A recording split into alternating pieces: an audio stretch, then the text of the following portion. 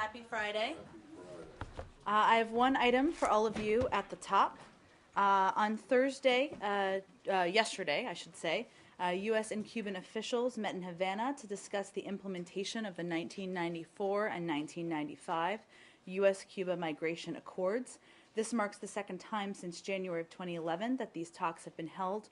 Under the accords, both governments pledged to promote safe, legal, and orderly migration between Cuba and the United States. The agenda for the talks reflected long-standing U.S. priorities on Cuba-U.S. migration issues, as well as cooperation on aviation security, search and rescue, and consular document fraud. The U.S. delegation highlighted areas of successful cooperation in migration, exchanging information on the interdiction of undocumented migrants, and clarifying aspects of Cuba's recent changes in migration policy. The U.S. delegation reiterated its call for the release of Alan Gross, who was arrested by Cuban authorities on December 3, 2009, and later sentenced to 15 years in prison. The U.S. delegation was led by Acting Deputy Assistant Secretary for Western Hemisphere Affairs Alex Lee, and the Cuban delegation was led by the Foreign Ministry's Director General for U.S. Affairs, Josefina Vidal Ferrero. I also know there's a lot out there in the news today. I have a hard stop shortly after 1, so let's try to get to as many topics as we possibly can during that time. Matt, go ahead. Okay, so you're right. There is a lot going on today. So let's start with Iran and the talks, and whether there are reports out there, and the EU is saying they've made good progress. There are reports in Iran that a deal has been done. It just needs to be signed off on capitals. What can you tell us? Again, as you mentioned, these are they're ongoing at this point. I will get an update for all of you after the briefing, but that was the last update that I received before I came down. As we said before, and I said yesterday, these are detailed technical discussions. We've made good progress over the last several days. There have been a few outstanding issues, but at this point, the reports that everything has been finalized are incorrect. In terms of the status of the talks, as I understood it as I came down, they were ongoing. Well, but there's two ways you can look at that. I mean, one is that, yeah, all right, the deal isn't done because capitals haven't signed off on it yet, but have the actual negotiators reached an agreement that is ready to, or gotten to the stage where there is a document or something that is ready to be sent to capitals for them to sign off on? Sure. And so what I was trying to convey is, as I understood it before I came down, the accurate description would be that they are ongoing, the negotiations are ongoing, but obviously they're happening today, so we will get you all an update later this afternoon. Just to put a fine point on it, they are not yet at a stage where they have something to present to capitals for a final agreement. As far as the last update I received, yes. But I still don't fully understand your responses to Matt, because saying that everything is finalized is, of course, quite different from some kind of an agreement that covers most aspects or all aspects. I don't think I said either one. So my last update is the same place we were yesterday, which is that the talks are ongoing. As you know, Undersecretary Sherman had departed yesterday or the day before. There were technical experts on the ground. The EU is leading that. So I did not have an update when I came down here that indicated any development past that. So I wasn't announcing either of those items. Okay, but you did say that the reports, I think you said that. I think I said it would be, my last update was that it would be inaccurate to say that things have been concluded. So, you said finalized. I was not meaning to imply anything other than that the talks have concluded or that there's been an agreement. So I know there are a range of reports out there. So you didn't mean to imply anything except that the talks have not been included and that there has not been an agreement reached. Right, but obviously events are very fluid on the ground as I just came down here, so we will venture to get you all an update, perhaps even by the end of the briefing, but I didn't want to. Thank you. I have one on India if we can switch, unless we need more on. When you say technical in nature, what do they discuss? What does that mean? Technical engagement? Well, that's been an important part of this process all along. These issues are complicated, they're complex, and there has been a need for technical experts from all sides. Okay. Does it discuss facilities, progress? I mean, what is it?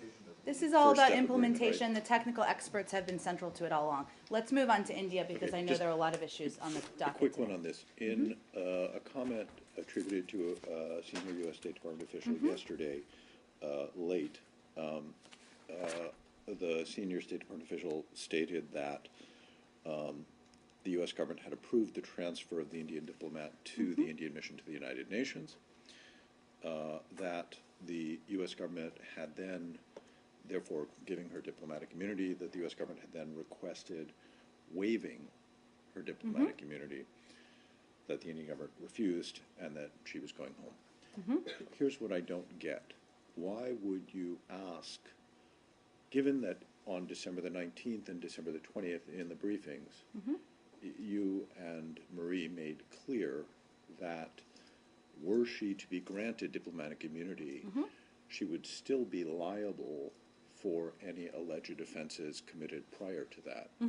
So why are you asking for her diplomatic immunity to be waived once she has been transferred to the Indian mission to the UN? Is she accused of having committed new crimes post that point? So let me try to address this. There's a couple of updates. I know there's been some confusion out there in the reports. We did put out a statement last night confirming, of course, as you mentioned, that we accepted the request to accredit Dr. Khobragade, and we accepted that request on Wednesday, January 8th. It's important to note, unfortunately, we don't have discussions about this every day in here, but that we would only refuse accreditation and a request for accreditation like this in rare circumstances, such as events related to national security risks. So to your point, Arshad, we then requested a waiver of the immunity. It wasn't granting immunity, it was granting accrediting UN accreditation, which immunity comes with that. We requested a waiver of the immunity, which is standard practice. That's government policy to request that. It doesn't conflict with what we said before. When there are serious, it's an indication of the serious charges, the seriousness of the charges that have been waged against her. So that those charges still remain in place. That hasn't changed. We requested the immunity. It was denied. And Why? I'm sorry, we requested the waiver. It was denied. And our policy as a government is to then ask for that individual to depart when there are serious charges involved. Why did you request the waiver of her immunity? Well, if a waiver of immunity is granted, then you can move forward with the charges. So you could not move forward with the prosecution of the prior charges. For the time... Let me finish. Sorry, go ahead. So you could not move forward with her being prosecuted for the charges previously brought against her without waiving the immunity that you had just conferred on her? Only for the time she has the immunity. Only the time for an individual has the immunity. Let me just give one update on this as well. So as you all know, and we've discussed in here, representatives of members of the United Nations enjoy immunity from personal arrest or detention. However, her accreditation in this case to the UN does not remove existing charges, as we've talked about consistently. In addition, now that she has left the United States, she no longer enjoys immunity. So that was applicable for her time here while she was serving for the UN. In the MFA statement, they made clear she was being transferred over to the foreign ministry in India. So why did you approve her transfer and thereby confer upon her immunity that made it impossible for the period of that transfer for her to be prosecuted by another arm of the U.S. government? Because, Arshad, unless it is an event related to national security risks like espionage, it would be very unlikely or very rare for us to decline a request for an accreditation. I get that it's rare. What I don't get is why it is a higher virtue for the U.S. government to ensure that she could not be prosecuted once she acquired the diplomatic immunity than it is for the United States government to prosecute accused felons. Well, these are two different processes. The charges against her have not changed. When she departed, prior to her departure, it was conveyed to her and to the government of India that she is not permitted to return to the United States except to submit to the jurisdiction of the court. Her name would be placed in visa and immigration lookout systems to prevent the routine issuance of any future visa. And upon her departure, a warrant may be issued for her arrest. This does not change the charges. The charges remain in place. There are processes that are standard processes in each of these cases. which we were abiding by throughout this But process. why is it more important for the U.S. government to grant her immunity, ensure that she doesn't get prosecuted We during that? did not Well, grant her immunity. We approved accreditation. That That's led part to, of it. but that led to her being conferred with Mm-hmm. diplomatic immunity. So I think that's, I mean, I get your point, but the point still is the United States government took an action that resulted in her receiving diplomatic immunity, Mm-hmm.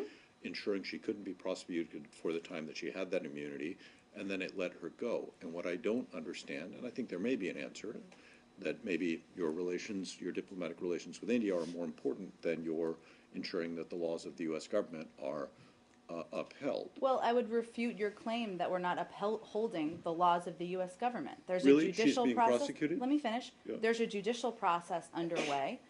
There was an indictment issued yesterday, as you know.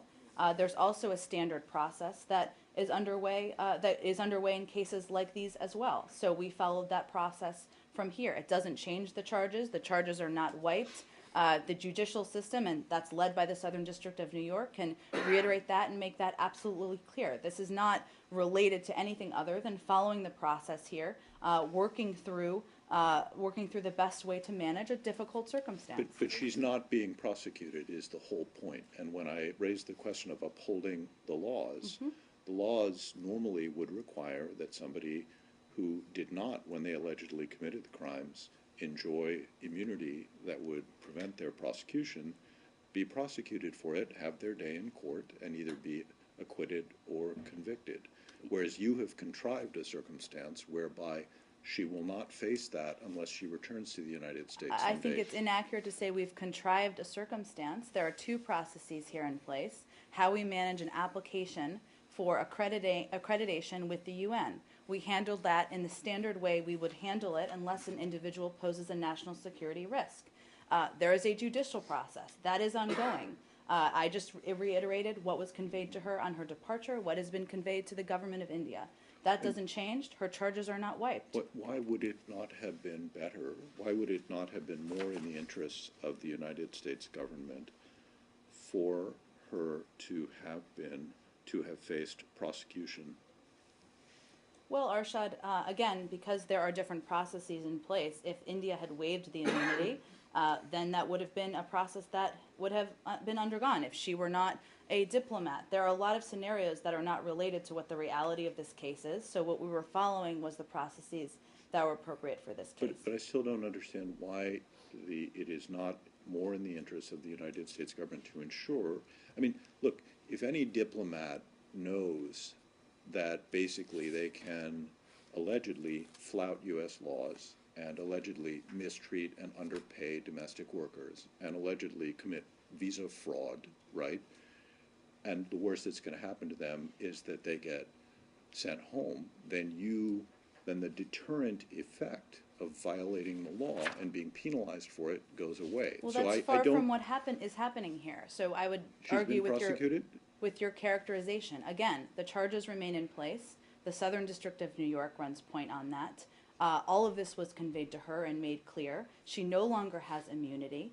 So there are a lot of events at play here, Arshad. And what we're working through is the best way to manage the process with all of those pieces in place. So is it correct that she, as well as the government of India, have been told that should she attempt to return, if she should apply for a visa, it will be denied, one, or approved only if she comes back to submit to the jurisdiction of the, Well, at least until the statute of limitations runs out. Right. I I wouldn't. mean, we are talking about a person here who has children who I believe are U.S. citizens, correct? That is my understanding by the reports in the media. As is her husband. So she has been.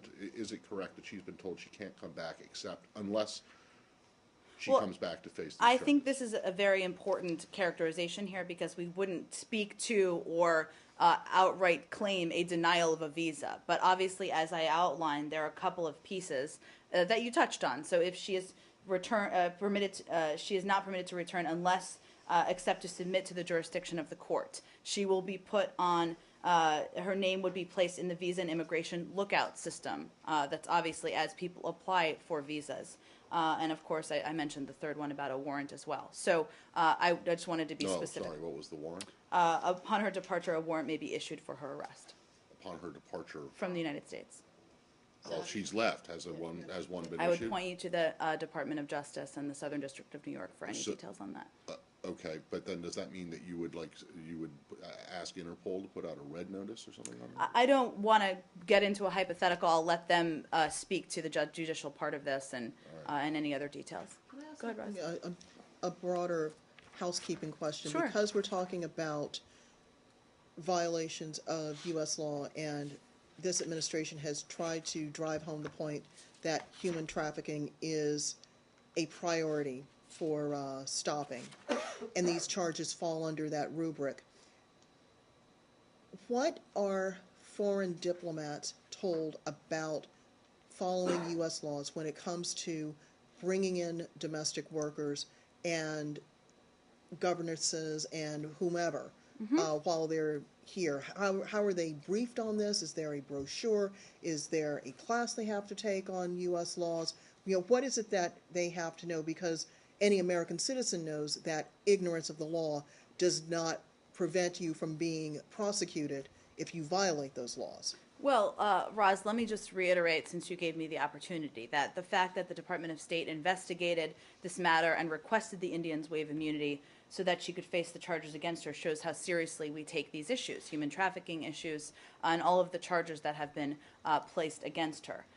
We are committed, and this is standard practice as we communicate with foreign diplomats, of course, to ensuring all domestic workers are paid for all hours worked. We continue to work with foreign missions in the United States to ensure all diplomatic and consular personnel are aware of and abiding by their obligations under United States law. So that is what we communicate as a standard practice. Can you say in practical terms how they learn this information, since obviously there is a difference in the way that domestic workers are treated in India, across the Middle East, in sub-Saharan Africa, for example? We communicate what the United States laws are here. I don't have any additional level of detail in terms of how, obviously, we communicate with diplomatic missions in a range of ways, especially as new diplomats are coming in. I just want to come back to Matt's point about her family ties, being connected here in the U.S. Has a catch-22 essentially been set up for Ms. Khobragade, that she, her children are still here as we understand it, that the only way that she's going to be able to have freedom of movement, at least to come to the United States, is to submit to the jurisdiction of the U.S. Attorney's Office in New Roz, York? I wouldn't characterize it that way. I laid out what legally would be required if she were to return. I can't speak to her plans or the plans of her family. That is just, as a U.S. government, what would happen if she were to return. Can I just follow up on the family thing? Sure. Don't you think the U.S. is following the double standards? On the one hand, you go out of the way to evacuate an Indian citizen just for the purpose of, you said here, for uniting the family, right, of the family of the maid. U.S. Embassy paid the tickets and brought them here, gave them the green card. On the other hand, they are here, they are U.S. citizens, husband and 2 children, and then you are not allowing them to unite together in the U.S. Isn't it the double standards kind of thing? I would not agree with your assessment. I can't, for privacy reasons, speak to the status of the maid and her family. In this specific case, we were following and abiding in some ways in reference to what Roz was referencing and what Arshad was talking about the United States laws, what the United States laws are, abiding by what our processes are, and of course the Department of Justice has their own process. So you can't, for privacy reasons, talk about the status of the maid, but you're more than happy to talk about the status of this diplomat who, right? Is that because she's been charged with a crime? Well, and she Matt, this is- forfeited her right to privacy? Because She's neither is the maid. So I just want to make sure that we're going to be consistent about this in future I know cases. you like consistency, Matt. In future cases where people have been charged with crimes and you refuse to talk about things because of privacy issues, I'm going to raise this point. I look forward to it. Every case is different. And then I just have one more thing, Sure. which is you have been the foreign ministry, the Indian foreign ministry says that they have asked you to remove one person from your embassy. Have you been? Is that correct? Have you been told who is that person? Are they coming back? And are you hopeful that this now ends? Sure, rather I can unfortunate, confirm sadly. that a U.S. official accredited to Mission India will be leaving post at the request of the government of India. We deeply regret that the Indian government felt it was necessary to expel one of our diplomatic personnel. This has clearly been a challenging time in the U.S.-India relationship.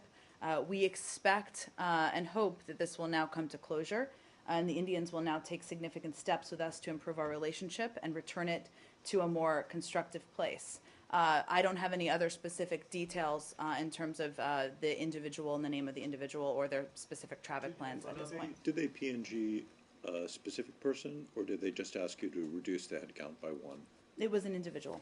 an individual? Mm-hmm. And do you understand why they selected that particular individual? I would point you to the government of India for their explanation of that. And when you say that you hope that this will now come to closure and that the Indian government will take steps, I don't remember the exact words, but to restore a more constructive relationship, do you have any reason to think that they're actually going to do that? I mean, they could have just, they got their diplomat back, they could have just let it go rather than PNGing somebody. So what makes you think that they're actually going to lay this to rest and be constructive? Well, Arshad, time will tell, and as the old saying goes, actions speak louder than words. So we're looking to move our relationship forward. We're looking to move past this challenging time, and we hope they'll be a partner in that. And a technical thing, you described their decision as an expulsion and PNG. Was the Indian diplomat PNG'd? No, we would qualify it differently. Okay. Can you say something? You may not want to specify because this is a security question, but we've all seen the video of the security barriers being towed away from outside the U.S. Embassy. Has the U.S. requested that the physical barriers be reinstated? And unless and until they do that, what security measures have been enhanced in order to protect the U.S. mission in New Delhi? It's a good question, Roz. I don't have any particular updates on it today. I will check with our team and see what level of concern, if there's a level of concern, and what update we can provide to all of you. Well, it looks like there are a lot of differences between India and US, at least on consular matters. Is that going to be part of your discussions between the two countries now? Well, Lalit, as we've said a couple of times in here, as there are issues that the Indians want to raise, as there are issues that we may want to raise, we'll raise those privately. But I think the larger point here is that there are a lot of strategic and economic issues that we work together on, and we're eager to get back to that partnership. But do you get a sense that after this issue is resolved, it looks like is it resolved from your point of view? Well, we certainly expect that this period will come to closure, and we are eager to move forward. And in the process Any more on India? Yeah, one more on India. Okay. In the process of considering and granting Ms. Khobragade's immunity, was it taken into consideration that one of the crimes she was accused of, which is visa fraud, does entail potential national security risks? I'm not going to speak to what we consider and how our considerations work with national security risks and what that means. One of the examples I can give you is espionage. That would qualify, of course, as a national security risk. Obviously, that's always taken into account. In this case, clearly, we move forward with the reaccreditation. Are you worried that this might set a precedent for someone who would otherwise not be allowed into the United States being brought in under a fraudulent visa? In what capacity?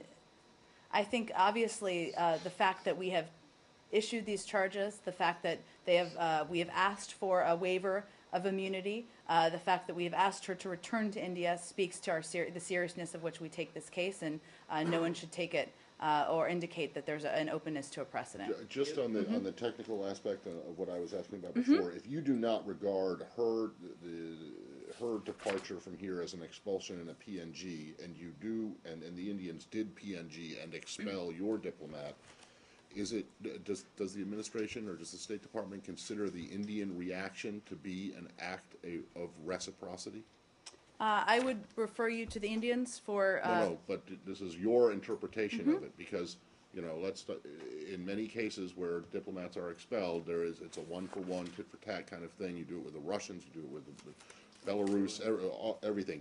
Do you or do you not regard what the Indians have done to your diplomat as a reciprocal and thereby justifiable action? I just don't have any other further comment on it. But you do make a distinction between the departure of the Indian diplomat from the U.S. and the departure of the U.S. diplomat from India. Well, you asked me if it was Right. PNG'd, and we would not characterize it that way because then- it was a different case with a member of who was accredited by the United Nations. And then the last, Indian overreaction? I'm sorry. Was it Indian overreaction? I think I've spoken to it. and I the don't last have any one is further. that there is a group or there is a move afoot from some human rights groups, including Indian American human rights groups, to get the administration to ban or to deny visas for domestic workers of Indian diplomats coming into the United States. One, are you aware of this? And two, if you are, or even if you're not, could you take the question as to whether this is something the administration might consider? Sure, I'm happy to. I haven't heard of that until you mentioned it. Any more on India? Yes. Okay, go ahead. It's you said we are moving forward, but India had two demands. One was an apology, and one was a dropping of charges against the Indian diplomat. None of those two have been fulfilled. And so, where do we stand today? Is there an apology going to come? Are you going to drop the charges? I think I've spoken to where we stand on this. Obviously, we've had a range of conversations behind the scenes with the Indians privately. We'll let them speak to whether they're open to and looking to move our relationship forward, and we're hopeful we'll be able to do that No, soon. the question is that, are you considering an apology? Yes or no? The second is about dropping of charges. Are you considering dropping the charges? Because the charges started from the State Department, not from the judicial, not from the Department of Justice. The charges were issued by the Department of Justice. Obviously, as I said, the charges remain in place. I would point you to the Department of Justice for any other update on that. Saeed? And the apology. Sorry, go ahead. Sorry, go And the ahead. apology part. I don't have anything further for you. We've said in the past we expressed regret around some of the circumstances. Obviously, there have been weeks that have passed. A number of conversations have happened behind the scenes, and we're looking to move things forward. India, please. Okay? Yes, first of all, in a bigger issue, I mean, are you reconsidering or are you taking into consideration to reconsider the diplomatic immunity issue in order some of these loopholes will not be used by more than 190 countries are there? We don't consider it a loophole. I'm not aware of any consideration of changing our policy. And the second one is related to, at the peak of this crisis, there were like contacts, phone calls, whatever, between officials and over there. In the last 24 hours, are there any contact or not? We have remained in very close contact, both on the ground through our ambassador, through senior officials here at the State Department, with the Indians as we work to move our relationship forward. It was for less than 24 hours, I believe, given the sequence of events that you gave us. I think that's, I guess, correct. I will leave it to you, the mathematical number of hours, but And also technically, her visa has now been revoked, then she no longer has an American visa. I'd have to check on that specifically. I think what I conveyed before was that if she applied for a visa, let me just go back to this one moment. Yeah, I think you said something like if she applied for a visa, there'd be certain.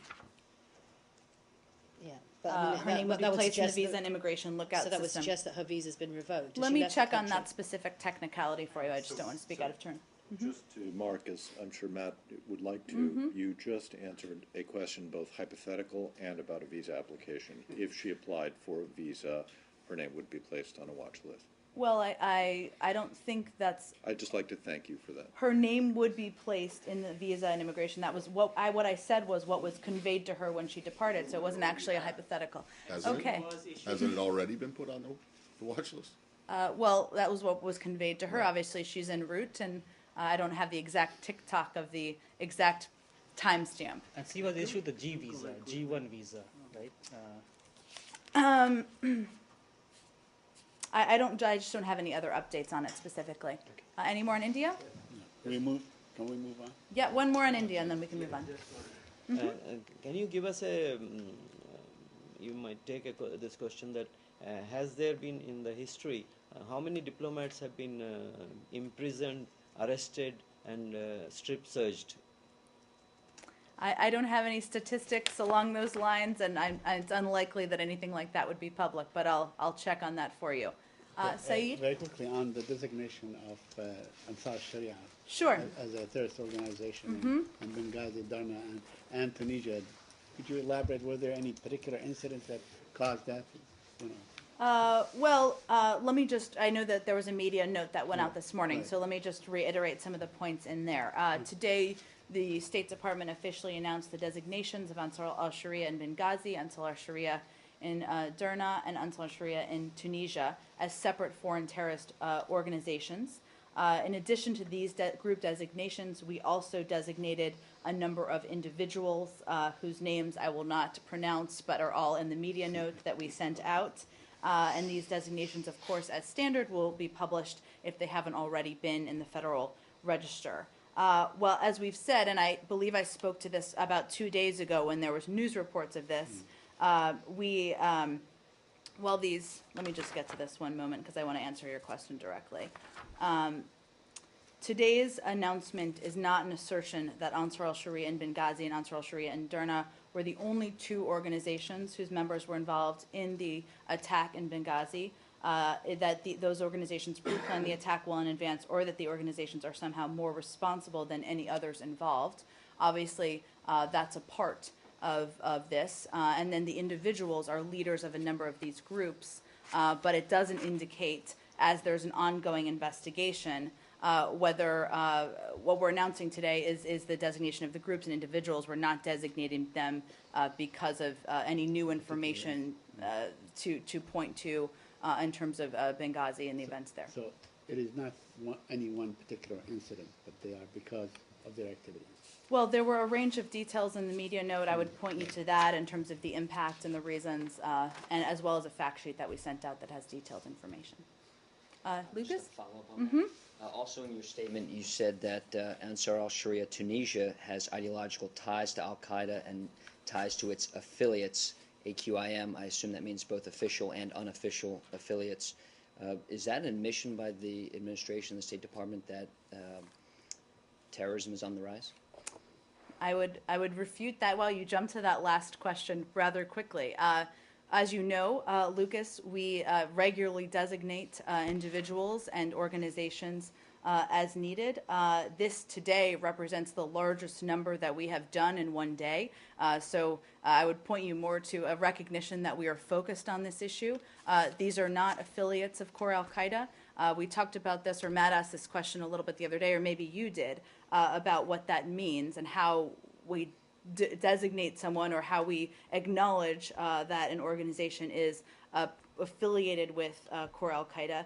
As you may or may not know, that there's a sort of an official process for affiliates to claim allegiance to Core al-Qaeda. We've seen it with other groups. The established al-Qaeda affiliates include al-Qaeda in the Arabian Peninsula, al-Qaeda in Iraq, in the Islamic State of Iraq, al-Qaeda in the Islamic Maghreb, and al-Shabaab in Somalia. All of these affiliates have publicly sworn an oath to al-Qaeda senior leadership, and there's a public process that they go through. Is that the process, swearing oath publicly?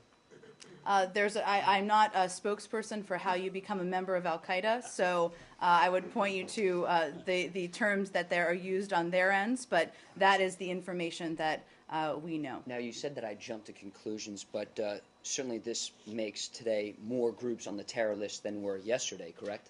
Well, Lucas, it's also a recognition that this is a focus that the United States government has, that we are looking to crack down and hold these groups accountable, and that just means we're busy at work. But why refute the facts, Jen? Because I don't agree with your facts. That's why I refute them. But this is turning into more of a campaign instead of, or is this official State Department policy that you're reading? I'm sorry? Is this a campaign to kind of stymie the admission that al-Qaeda is on the rise, terrorism is on the rise, or is this the official well, Lucas, we for quite a long time, long before I arrived here, we've been designated organizations, we've been designated individuals. This is a big focus of the administration, and it indicates that we take these threats seriously. We're working hard, and we have some information to announce publicly, so that's why we did it. Well, but does it to you naturally follow that if there are more groups on the list, there is more terrorism? No, I would refute that notion. So you don't. So the premise that you're being presented with is one that you disagree with. Correct. And what would you? So you would not regard it as a fact that more individuals and more people on any given designation list means there is more bad stuff going on in the world. Correct. I would refute that. Ansar al-Sharia Tunisia does have ties to Al Qaeda, so doesn't that mean, ergo, there are ties to Al Qaeda, and Al Qaeda threat is on the rise? What I'm talking about, Lucas, and we had this conversation a little bit the other day, is official affiliates. There's a difference between official affiliates, and there are different groups that have had connections or interactions between individuals. There is a difference in terms of what is being directed by core Al Qaeda and what is not. So just to be clear, making an official declaration of support for Al Qaeda makes you an official affiliate? There are other details, Lucas. I would point you to what is publicly available on that specific issue. Do we have more on this issue, or just are you, Scott, on? No. Okay. Can you do the Secretary's trip very quickly? Okay, this weekend, I suppose. Sure. Okay. Now he's going to meet with the Arab Follow-up Committee on the Arab Peace Initiative. Yes. Could you tell us what he's going to update them on the progress of the talk, or is he going to, let's say, suggest things that may also amend one more time the Arab Peace Initiative? I think I made clear yesterday or the day before that's not an effort that's underway. As you know, the Secretary, when he began to pursue this effort with the Israelis and the Palestinians, he promised the Arab Peace Initiative Follow-on Committee he would provide regular updates. That this is a part of that effort. We were just in Saudi Arabia and Jordan just earlier this weekend, but this is an opportunity to provide them an update on the discussions going on the ground, our efforts to agree on a framework for negotiations, and certainly he'll hear from them as well. So that will be the focus of the meeting. Okay, I'm referring to his success last April in making them amend the Arab Peace Initiative to cite land swaps and so on. So, is there anything akin to that with regard to the Jewish nature of the State of Israel? Not that I'm aware of, Saeed, and obviously the Arab Peace Initiative remains a very important component of our efforts moving forward. Are you aware of the Israeli announcement about new housing settlements? I am. Our position has not changed. It's quite clear. We consider now and have always considered the settlements to be illegitimate. We express that, of course, on a regular basis as needed. Do you want to move on to another topic? Oh, let's go to Scott, and then we can... But I'm wondering if you can expand on that Okay. a little bit. I mean, I kind of doubt that you will want to or will be able to, but do you regard this as detrimental to the Secretary's efforts to get the two sides to at least get to a framework agreement? Is it? Well, the reality is the discussions are ongoing on the ground with our negotiators and with both parties. It is never helpful to have steps taken that are not conducive to our efforts to move forward on peace. We've called on both sides, as you know, many, many times to create a positive atmosphere for negotiations. So anything that doesn't do that is unhelpful. But the reality is both sides remain committed to discussing the framework, committed to moving forward, and we'll keep working with them. As far as you know, there's nothing about this specific announcement that is any worse or less detrimental or more detrimental than any previous settlement announcements? It all falls into the same... Well, it's a bit of a subjective question, of course, because it's about how it impacts people on the ground. Right, but that's what I'm asking. I mean, an announcement of one apartment in East Jerusalem is clearly different than an announcement of 1,400 all over the place, correct? Well, I don't want to quantify it because obviously it's up to the parties on the ground to determine how it impacts them, but we continue to press our case. Go ahead, Saeed. Should we expect that the Secretary might go to Ramallah and Jerusalem on this I'm trip? sure he will soon, I would bet. No, I'm saying during this upcoming trip.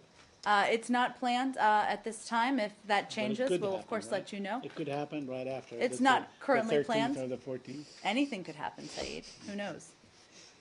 Let's go to Scott in the back. In the Central African Republic, the interim president and former rebel leader today resigned.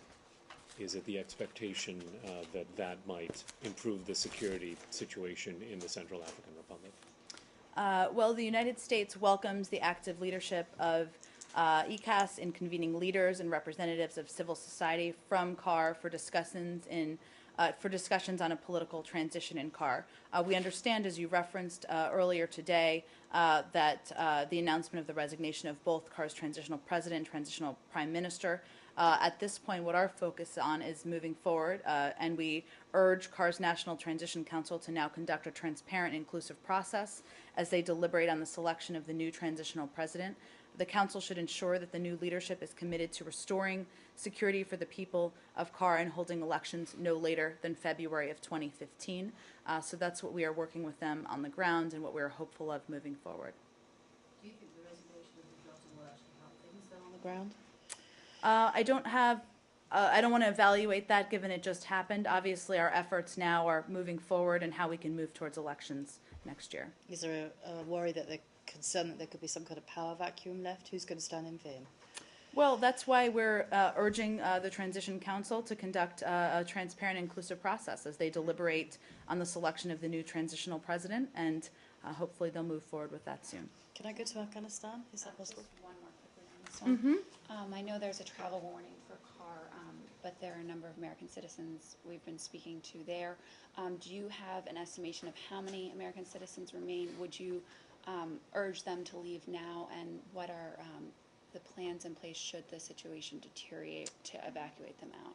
Well, a couple of things, Catherine. Since U.S. citizens are not required to register their presence abroad, we don't maintain comprehensive lists of U.S. citizens residing overseas. We also don't discuss evacuation plans if there were evacuation plans anywhere for security reasons. As a result of the deteriorating security situation, the U.S. Embassy suspended its operations on December 28th and therefore cannot provide protection or routine consular services to U.S. citizens in CAR. U.S. citizens who have decided to stay should review their personal security situation and seriously consider departing, taking advantage of commercial flights. That was a travel warning issued at the end of December. There hasn't been a new updated one since then. Afghanistan? Yeah. I wondered if you had any comment on the report of the Washington Post overnight about the cable from Ambassador Cunningham that President Karzai is probably not going to sign the BSA anytime at all. Well, as a matter of policy, we cannot comment and don't comment on alleged classified documents. Our position continues to be that if we cannot conclude a BSA promptly, then we will initiate planning for a post-2014 future in which there would be no U.S. or NATO troop presence in Afghanistan. We recognize that at this time it is up to President Karzai to determine what it is in Afghanistan's best interests, and we continue to work on the ground with President Karzai and his team on encouraging them to sign the BSA. So those efforts remain underway, and there should not be any confusion of that piece. So at what point do you start your planning? Well, we've said that if in weeks, not months, they need to sign the BSA. I don't want to give a prediction of when planning may begin. Obviously, we always have contingencies, but that's why we continue to press for them to sign it. Even President Karzai's public comments, do you think that, quite apart from a cable that appears to state the blindingly obvious, do you have any reason to think that President Karzai has any intention of signing this, given his public statements? I don't want to give a prediction of what he may or may not do. It's up to him. Obviously, there's a strong case to be made of why it's in the interest of the Afghan people, which you've heard us make many times, and we continue to make on the ground. If there were to be a classified cable that says the sun rises in the east, would you be able to comment on the content of such a cable? Hard to see why that would be classified, Matt. Right, which is exactly why it's hard to see why a cable that says that Karzai is unlikely to sign this deal would be classified either, because it would seem to be common knowledge, no? I've noted your expression of concern. Can I ask? If there were to be a cable, Can I ask just a very? I realize this is a broad question, but I just need a broad Middle East question, which is I'm wondering if you can respond to criticism from quite a few people on the Hill and others that the administration's policy from basically North Africa to Afghanistan and Iraq is pretty much in shambles, scattershot, and to use Elise's favorite term, one of her favorite terms of phrase, kind of a whack-a-mole approach. Well, I don't think it would surprise you that I would refute that claim and claims made out there and criticism that's made out there. There is if there's a lot to say here, so let me see if I can get it all in. First, the policy of the Secretary's policy, the policy of the administration is that diplomacy should be the first option. to argue that we are not actively engaged in diplomatic efforts around the world is completely inaccurate and is baseless. As you know, and I'll just reiterate some of these pieces, the Secretary, the President, have just engaged in the first negotiations that we've had with Iran moving towards a diplomatic process. We've restarted the Middle East peace process. We've worked and it's well underway to gain agreement through the UN to remove chemical weapons from Syria.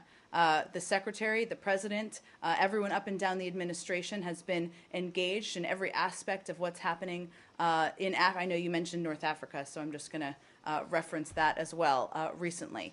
But the issue with some of these comments is it seems to equate engagement with military action, and engagement should not be measured by military action. Diplomacy is our first priority. Diplomacy is what we do from the State Department. Let me just say a few more words. We also make decisions, the United States does, based on our foreign policy interests around the world. And it's never in our interests to have troops in the middle of every single conflict in the Middle East or to be permanently involved in open-ended wars in the Middle East. It's in our interest to spend significant diplomatic efforts and resources to resolve these conflicts. So I think the evidence, the proof is in the pudding, for lack of a better term, and our engagement, the Secretary's engagement, is evidence of how committed we are to these issues. And just as a corollary to that, is it really the administration's view that people people in Congress, members of Congress, who are supporting this Iran sanctions bill really want war? Well, Matt, I think it's hard to argue that you're for diplomacy and you're for that path if you're taking steps actively that are opposed to it. And so the alternative to a diplomatic path forward, we feel, would be war. And so that is the connection we're drawing there. But of course, they would argue just the opposite, that they are trying to help the diplomacy. You think that that's a canard? Well, Matt, we're dealing with the reality of what's happening with the negotiations and what is productive and what is unhelpful to moving negotiations forward. But as you yourself just said at the very beginning, there is not yet an implementation agreement. Correct, So but we thus, it is still the case that you are not bound by the details and of the we agreement expect that reached on November implementation 24th. plan to be agreed to soon. But it's also not about what is just about what we are bound to. It's about what is in the spirit of the negotiations, how to abide by our commitments made through the P5+1 with our international partners, and what is the best way to move forward on a diplomatic path with Iran. I only can do about two more here because I have to go to a meeting. One more on Afghanistan, actually, Okay. which is related. I wondered if you have any information about an incident in which a 4-year-old boy was killed in the southern provinces of Helmand, apparently in an incident with U.S. troops. Karzai's come out and his spokesman is condemning it in very strong terms. I've seen the reports. I don't have any specific additional details on it. Obviously, we would regret any loss of any casualties, loss of life, if these reports are indeed accurate. I just need to do one more here. Go ahead, Turkey. Yesterday you talk about Turkey, and you talk about that you have been talking to stakeholders in Turkey. Could you tell us who are those stakeholders that you have been talking to? I don't have any other particular specifics to lay out for you. Obviously, our ambassador on the ground, as you know, is very engaged with the government, with officials on the ground, and we communicate with a range of officials. The Secretary has been in touch with Foreign Minister Davutoglu in the last couple of days about a range of issues, but really more focused on the upcoming Geneva conference, given that they are such an important partner. So I'm sorry, I have to complete because I have a meeting to go to, but we'll do this again on Monday. Thanks, everyone. Thank you. Have a nice weekend.